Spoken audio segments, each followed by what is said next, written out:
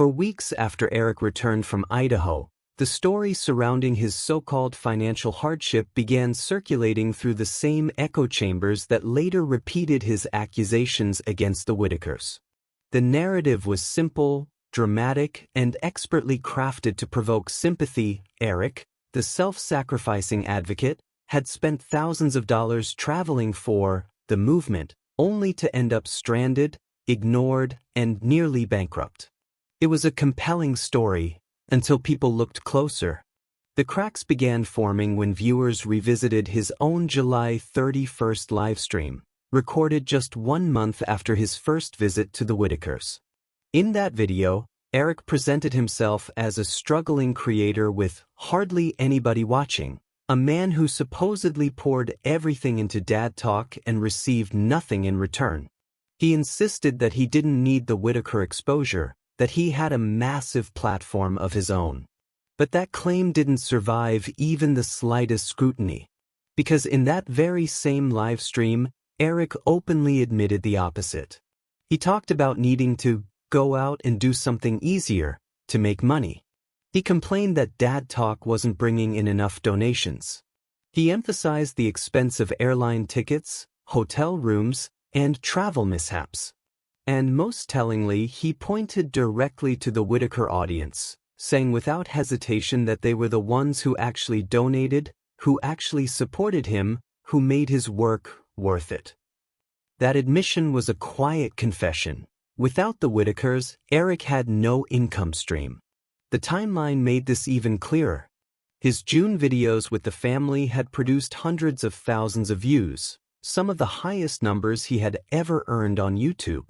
The ad revenue from that month would have hit his account on July 21st, just 10 days before he filmed the "I'm broke" livestream.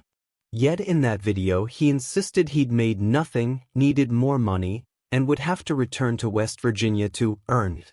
Returning wasn't a matter of passion. It was a matter of profit. Viewers who rewatched the July 31st video noticed the way he framed the upcoming weeks. He described them not as humanitarian work, but as an opportunity to make easy money. He contrasted the Whittaker donations with the lack of support he felt from the dad talk audience. And throughout the video, he repeatedly avoided discussing actual numbers, brushing off any attempt to verify expenses or revenue. Transparency, despite being the word he constantly preached, was nowhere to be found. It became impossible to ignore the pattern. Whenever Eric needed cash, he positioned himself as a victim. Airlines had wronged him. Hotels had stranded him. Trials had cost him thousands. And each time, donations poured in. The Whittaker audience was generous, compassionate, and eager to help. Eric saw that, and he leaned into it. But the most revealing part of the video wasn't his complaints. It was the way he couldn't hide the excitement creeping into his voice whenever he referenced going back to West Virginia.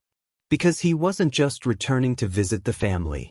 He was returning to capitalize on them. In the weeks following that July video, people began piecing together the numbers he tried so hard to avoid discussing. The first Whittaker payday had already been deposited. Donations from viewers, touched by what they believed was genuine advocacy, had arrived in large amounts. And yet, according to Eric, he was suddenly $10,000 short, struggling, and in desperate need of support. That raised the obvious question: how does someone blow through thousands of dollars in less than a month while producing almost no content? The answer became clearer when people compared his actions to his words. He talked constantly about working outside dad talk to survive financially, yet the only visible work he engaged in was traveling with friends, live streaming from airports, and promoting donation links. He claimed he needed funds for filming equipment, yet his only recorded footage during that period came from his phone. He insisted he didn't want to work a regular job because the movement was too important, yet he openly admitted that something way easier could make him more money if he chose to do it. That contradiction revealed the heart of the issue. Eric wasn't struggling because he lacked resources. He was struggling because he lacked restraint. By the time he arrived back at the Whittakers in early August, he had positioned himself perfectly. He appeared financially desperate, emotionally invested, and supposedly willing to give everything for the family. But the truth was far more strategic. His financial hardship narrative was a setup, a way to justify why he needed to stay, why he needed donations, and why he needed deeper access to the household. And once BJ returned from jail, everything shifted into overdrive. The warm, friendly tone Eric had displayed during his first visit evaporated. In its place came frustration, entitlement, and the unmistakable irritation of someone who believed he had purchased a level of influence that was suddenly being denied. When Larry bailed BJ out, Eric's entire plan was disrupted. Control slipped from his hands, and his response was immediate. The inventions began. He fabricated emergencies. He exaggerated dangers. He declared crises that existed only in his voice, not in reality. People began comparing timelines. They saw that no police reports, no family statements, and no documented events supported his claims. They saw how his narratives shifted depending on what benefited him. And they saw how Patrick quickly became his amplifier, repeating every claim without question, even when those claims contradicted previous statements. As the lies unraveled, one conclusion emerged stronger than all the rest. Eric showed up to the Whittakers broke not because he was helping them, but because he had spent thousands on nothing and needed them to refill the well. He needed content. He needed donations. He needed a storyline dramatic enough to sustain engagement. In July, that storyline was financial hardship. In August, it became danger, chaos, and rescue. And by September, it had escalated into a custody attempt. All of it hinged on convincing viewers that only he could save the family. But the more people uncovered, the clearer it became that the only thing in danger was Eric's access to their lives, and the revenue tied to it.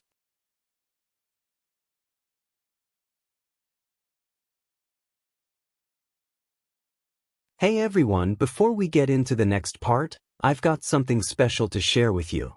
If you're all about making your home smarter, cozier, and just a little bit more you, then you've got to check this out. We've partnered with Trekbo.com, a place built for people who love clever solutions and everyday comfort. From wellness and skincare must-haves to smart home gadgets, heated gear, and lifestyle tech, Trekbo is packed with products that make life easier, warmer, and way more fun. I've personally picked some of my favorite finds, things that actually work, look great, and make your day smoother. Whether it's something to simplify your morning routine, help you unwind after a long day, or bring a little innovation into your home, you'll find it there. So before you scroll past, take a quick look at Trekbo.com.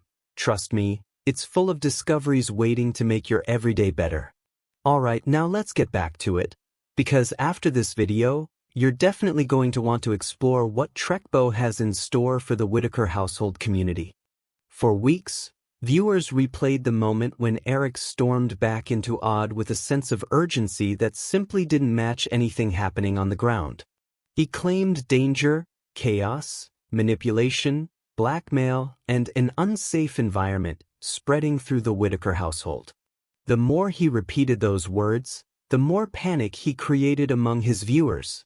Fear generates engagement, and engagement generates money.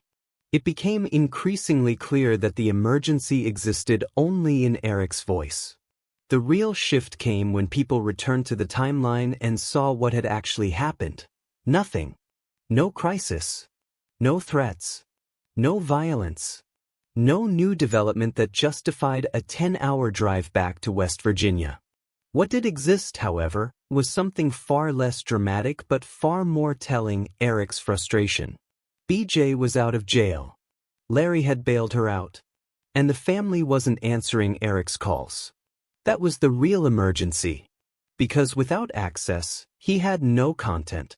Without content, he had no donations.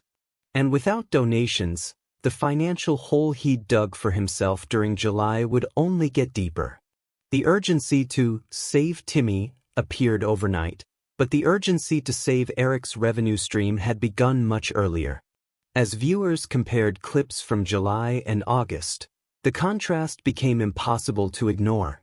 During his first visit, Eric was relaxed, confident, and full of plans about double-wides, barndominiums, renovations, and a future he imagined himself controlling. But as soon as BJ re-entered the picture, his confidence dissolved. The tone of his videos changed. His language sharpened. He spoke in absolutes. She has to go. She's dangerous. She's controlling. She's manipulating Larry. But none of those claims existed before BJ reappeared, and none were ever confirmed by the family themselves. The turning point came on August 24th, the same day Eric began announcing to the internet that the situation was spiraling and he had no choice but to rush back. But even on that day, not a single eyewitness described any problem. There were no police reports, no emergency calls, no neighbors reporting disturbances. The only person claiming there was a crisis was Eric. People began asking the obvious question: why August 24th? The answer, once uncovered, pointed directly to motive. It was the week Eric learned that the early Whittaker videos had produced more revenue than anything he'd created for Dad Talk in months. It was also the week he realized he needed another surge of engagement before September. Financial desperation and ambition collided at the same moment, and the consequences would shake the entire family. To escalate the story, Eric needed more than a vague claim about a phone being held in a camper. So the accusations grew. First, BJ wasn't sharing the phone. Then she was controlling the household. Then she was blackmailing Larry for gas. Then she was putting Timmy at risk. The allegations inflated with each retelling, and all of them traced back to a single source, Eric himself. The more he told the story, the more exaggerated it became. But the viewers watching closely noticed something critical. He never told the story the same way twice. Details shifted. Timelines moved. Names, motivations, and circumstances changed from clip to clip. That inconsistency revealed something deeper. The narrative wasn't growing because new facts emerged. It was growing because Eric needed it to grow. Patrick, meanwhile, drifted into a role he wasn't ready for. Early on, he had presented himself as an independent creator, someone documenting the family with a neutral lens. But as Eric's pressure increased, Patrick became an extension of the narrative. He repeated Eric's claims. He remodeled his language to match Eric's tone. He added credibility simply by being a second voice telling the same story, even when he didn't appear to fully understand what he was reinforcing. Together, they created an echo chamber with just enough volume to sway viewers who didn't yet know the full picture. But the audience wasn't static. People were watching, analyzing, comparing, and, most importantly, remembering. They remembered how genuinely happy Larry appeared around BJ. They remembered how freely the family moved around the property without fear. They remembered how no one ever mentioned coercion until Eric needed it to exist. That memory became the thread that unraveled the entire gas money narrative. During his early visits, Eric never once expressed concern about Larry being coerced. In fact, he often filmed Larry helping BJ willingly, laughing with her, and moving around her camper with ease. There was no tension in those moments. No fear. No hesitation. Nothing resembling the dramatic danger Eric would later invent. When viewers compared those early clips to Eric's sudden accusations, the dissonance was glaring. The story hadn't changed because the situation changed. The story changed because Eric needed the situation to look different. And the more people examined his behavior, the more manipulative it appeared. The gas story, framed as a crisis of morality and safety, served a strategic purpose. It allowed Eric to depict BJ as an aggressor, Larry as a victim, and himself as the only one brave enough to intervene. That framing positioned him not only as the hero, but as the necessary guardian for Timmy. Without that narrative, he had no justification for attempting to remove Timmy from the home. So he built one. He turned a mundane issue, gas used for a generator, into evidence of criminal behavior. He exaggerated simple disagreements into threats. He reframed family dynamics into abuse. And the more dramatic the accusations became, the more viewers Eric gained. Because fear engages faster than truth, Patrick's involvement further complicated matters. Once unassuming, he now played the role of reinforcement, repeating claims with a seriousness that made them sound legitimate. But each repetition carried the same flaw: the absence of evidence. The accusations didn't come from Betty. They didn't come from Larry. They didn't come from neighbors or authorities. They came exclusively from the two men who benefited most from escalating the story. And as viewers compared Patrick's words with Eric's, they realized something startling. Patrick often repeated the claims even when he wasn't present to witness them. He echoed Eric's narrative not because he had seen anything, but because he trusted, or depended on, the story being true. That dependency helped fuel the deception.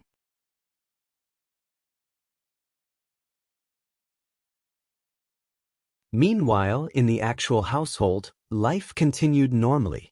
The tensions Eric described existed nowhere except in his own broadcasts. Larry still walked over to BJ's camper. Betty still cared for her family. And Timmy's day-to-day life remained unchanged until Eric began portraying the family as unstable. Slowly, the viewers who once believed Eric began to shift. They questioned. They analyzed. They dug deeper. They realized the timeline didn't match the claims. They saw how the narrative only escalated after BJ refused to cooperate with Eric. They saw how the accusations always aligned with whatever he needed next. The gas money story wasn't a revelation. It was a strategy. It gave Eric justification for inserting himself where he didn't belong. It allowed him to portray himself as the rescuer. It created urgency and fear. And most importantly, it strengthened the narrative he needed if he hoped to walk out of West Virginia with Timmy by his side. But as viewers uncovered the truth, a far more disturbing question began to surface. How far was Eric willing to go to maintain this deception? Because once the gas money lie unraveled, it exposed something larger, not a single falsehood, but a pattern. A willingness to fabricate emergencies. A willingness to weaponize innocence. A willingness to exploit both a vulnerable family and a trusting audience. And behind each of those choices lay the same unsettling motive: personal gain. Comment below, what do you think actually motivated Eric during this entire period? As people revisited the unraveling sequence of events, one question took center stage. If the gas money story was false, then what really sparked the sudden, dramatic collapse of trust between Eric and the Whittakers? The more viewers studied the clips, the clearer it became that the crisis didn't originate from the family at all. It originated from Eric himself, specifically from his financial desperation, his emotional investment in Timmy, and his need to maintain momentum after blowing through thousands of dollars with nothing to show for it. The story truly began to fracture when viewers analyzed the contrast between Eric's behavior before BJ's release and after. Before her return, Eric was confident, optimistic, even boastful about what he planned to accomplish for the family. He hinted at renovations, new homes, new opportunities. He positioned himself as a savior arriving to rebuild lives. But as soon as BJ re-entered the household, those ambitions warped into agitation and hostility. Eric's demeanor didn't shift because the situation changed. It shifted because his control changed. BJ's presence meant Eric couldn't script the narrative anymore. BJ's presence meant decisions weren't his to make. BJ's presence threatened the image he had built, that of the lone hero who knew what was best for everyone. And control, for Eric, was everything. From the moment he arrived in West Virginia, control was woven through his interactions. He decided where they went, what they filmed, what was said, what was left out, and how the story would be framed. For viewers, these choices initially seemed harmless, typical content creator behavior. But once BJ returned and disrupted that dynamic, Eric's reactions revealed something far deeper and more calculated. His frustration wasn't about BJ as a person. It was about BJ as an obstacle. The real conflict surfaced when viewers revisited the clips where Eric spoke openly, sometimes unknowingly, about bringing Timmy to Georgia. These weren't passing comments. They were plans. He talked about rooms being ready. He talked about giving Timmy a better life. He hinted that he could provide more stability than the people who had raised Timmy his entire life. These statements painted a picture of a man who had already made decisions about a child who was not his to claim. And once BJ, Timmy's mother, returned, that imagined future evaporated. This was the moment when Eric's narrative abruptly shifted into high gear. Suddenly, BJ was a threat. Suddenly, Larry was in danger. Suddenly, the household was unsafe. The escalation aligned perfectly with his need to create a justification for intervening. Without that justification, he had no grounds to push for removing Timmy from the only home the boy had ever known. What viewers later realized was that Eric's accusations didn't just target BJ. They systematically targeted every adult capable of caring for Timmy. One by one, he worked his way through the household. BJ was framed as unstable and manipulative. Larry was portrayed as helpless and vulnerable.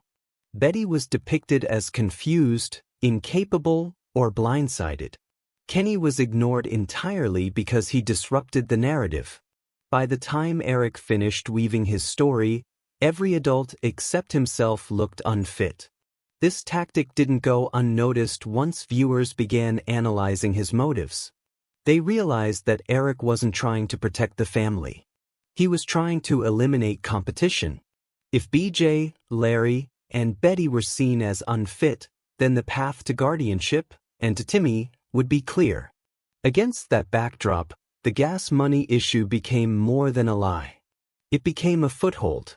A small, mundane detail that Eric inflated into evidence of criminal behavior. A trivial situation transformed into a narrative weapon. A convenient justification for inserting himself deeper into the household's personal affairs. But as soon as viewers began questioning the specifics, the entire structure fell apart. Because the truth was painfully simple, Larry had bought gas willingly for years. He had never once described BJ as coercive. He had never indicated fear. He continued interacting with her warmly, even affectionately, after the accusations began. This wasn't the behavior of a man blackmailed into compliance. This was the behavior of a man living his normal life, until someone else twisted it for their own gain. Once viewers saw this clearly, they began scrutinizing Patrick's role more closely. In the early days, Patrick had appeared inexperienced, even timid, overwhelmed by the viral attention surrounding his introduction to the Whittakers. But as Eric's narrative intensified, Patrick's behavior shifted dramatically. He began echoing Eric's claims, repeating lines that didn't match his own previous statements, and inserting himself into conflicts that didn't involve him. The more people watched, the more Patrick seemed to operate not as an independent creator, but as Eric's reinforcement. His involvement lent credibility to Eric's claims, not because he had evidence, but because having two voices saying the same thing created the illusion of truth. Yet whenever Patrick was questioned about key details, he stumbled. His dates didn't align. His descriptions didn't match his own earlier footage. His conclusions lacked first-hand observation. This raised the unsettling possibility that Patrick wasn't just supporting Eric, he was being used by him. Whether knowingly or not, Patrick became the second pillar holding up a narrative built entirely on fiction. And in doing so, he helped propel a situation that would ultimately tear the family apart. What emerged next was even more disturbing. As viewers dug deeper, they noticed something Eric had never acknowledged publicly. His financial narratives always centered around struggle, plane tickets, rebookings, emergencies, last-minute expenses. He talked about being stranded. He talked about losing money. He talked about working tirelessly without support. But never once did he mention the thousands he spent on things that had nothing to do with helping the Whittakers. Travel that wasn't necessary. Hotels that weren't required. Lavish meals. Trips that he disguised as work. And equipment he never used. It became increasingly clear that the so-called $10,000 expense wasn't a sacrifice for the family, it was a lifestyle cost. Money spent recklessly, impulsively, or irresponsibly. Money he didn't want to admit he'd wasted. Money he expected his audience to replace under the guise of advocacy and urgency. When he finally arrived at the Whittakers' house again, exhausted and dramatic, claiming financial ruin, viewers initially sympathized. He spoke with emotion. He framed himself as a martyr. He portrayed his return as an act of bravery. But once people understood the truth, that moment looked less like sacrifice and more like manipulation. Eric didn't return because the family needed him. He returned because he needed them. He needed content. He needed donations. He needed relevance. He needed a storyline dramatic enough to distract from the fact that he had blown through thousands of dollars without producing anything meaningful. And the family, isolated, vulnerable, and unused to the world of online manipulation, became the easiest targets. By the time the truth began to surface, Eric had already done irreversible damage. The family was torn apart. Trust had been destroyed. Their image had been exploited, reshaped, and broadcast across the internet for profit. And the child at the center of the chaos, Timmy, had become nothing more than a prop in someone else's campaign. As viewers pieced together every contradiction and every inconsistency, one realization overshadowed all others. Eric didn't show up broke because he sacrificed for the family. He showed up broke because he misused money, lied about expenses, and relied on the Whittakers to refill a well he had drained himself. And once that truth became clear, questions emerged that were far darker than anything he had accused the family of. How long had he planned to use them? How far was he willing to go to maintain control? And most importantly, what would he have done if no one had ever questioned him? The answers began forming in the footage he left behind. And none of them painted him as the hero he claimed to be. As more people revisited the timelines, videos, and statements surrounding Eric's involvement with the Whittakers, a dawning realization spread through the community. The narrative he had constructed wasn't just misleading, it was deliberate. It was orchestrated. Each claim, each escalation, each dramatic announcement fit into a pattern that only made sense when viewed through one lens: personal gain. For months, Eric presented himself as the lone advocate fighting for a vulnerable family. He cast himself as the only barrier between them and danger, the only voice speaking truth, the only one willing to stand up against supposed neglect. But the more viewers retraced his steps, the more they uncovered a pattern of emotional manipulation, financial exploitation, and strategic storytelling designed to position him as the hero in a story he was quietly rewriting in real time. This pattern became painfully clear when examining the moments just before Adult Protective Services intervened. According to Eric, the situation had reached a breaking point, one so severe that immediate action was necessary. He spoke as though he had uncovered a crisis unfolding behind closed doors, a crisis that demanded urgent rescue. But those claims crumbled when compared to the evidence. No neighbors called authorities. No family members filed complaints. No emergency occurred on the property. No one, not Larry, not Betty, not BJ, reported danger before Eric arrived. The only source describing an emergency was Eric himself. What viewers now recognized was that Eric didn't document a crisis, he manufactured one. The pattern of behavior leading up to the APS removal mirrored the techniques used by someone building a case, not someone responding to one. Instead of observing the situation and reacting, he created a narrative first and then went searching for details to fill it. Every story he told about the family aligned with the same objective, proving that the household was unfit. Every accusation targeted the people who had authority over Timmy. Every dramatic retelling positioned Eric as the only logical caregiver. With each new clip, the contours of his plan became sharper. He didn't simply want to help the family, he wanted to replace them. This became especially obvious when viewers examined his contradictions. In one video, he claimed he had to get back to save Larry from BJ. In another, he said Larry had been talking to him all day. In one clip, he insisted the phone was being held hostage, making communication impossible. In the next, he referenced lengthy conversations that shouldn't have existed if his first claim were true. These inconsistencies weren't accidental. They were the result of someone improvising a crisis without keeping track of the details. Patrick's involvement also became clearer in this phase. While some initially believed he was merely caught up in Eric's momentum, later analysis suggested something different. The clips showed Patrick adopting Eric's language, tone, and conclusions almost immediately. He mirrored Eric's urgency. He repeated Eric's claims as though they were facts.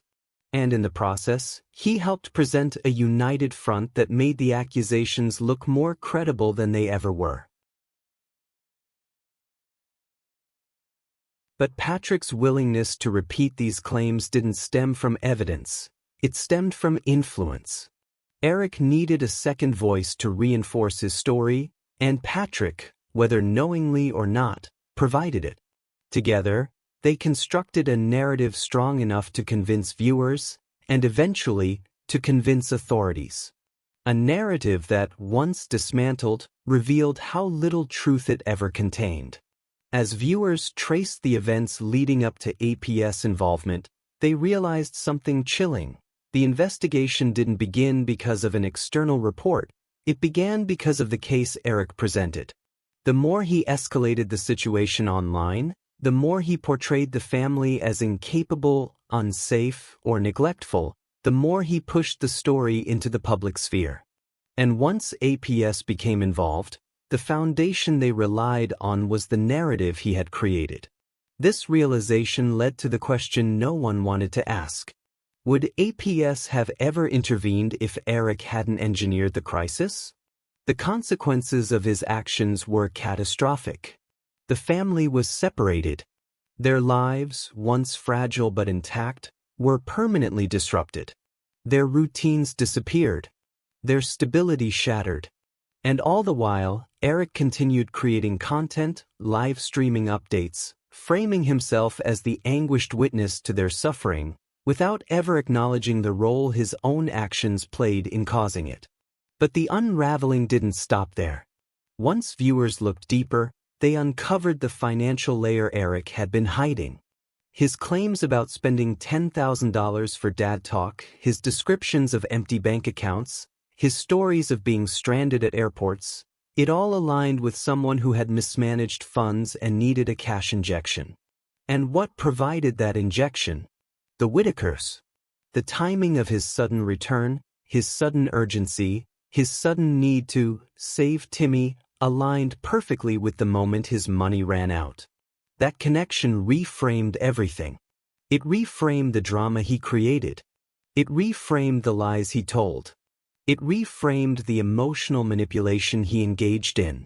Because viewers now saw that the crisis wasn't financial for the Whittakers, it was financial for Eric. He wasn't saving the family. He was saving himself. This truth became even clearer when viewers looked at how Eric reacted when the Whittakers didn't behave the way he expected. When they didn't praise him, he grew distant.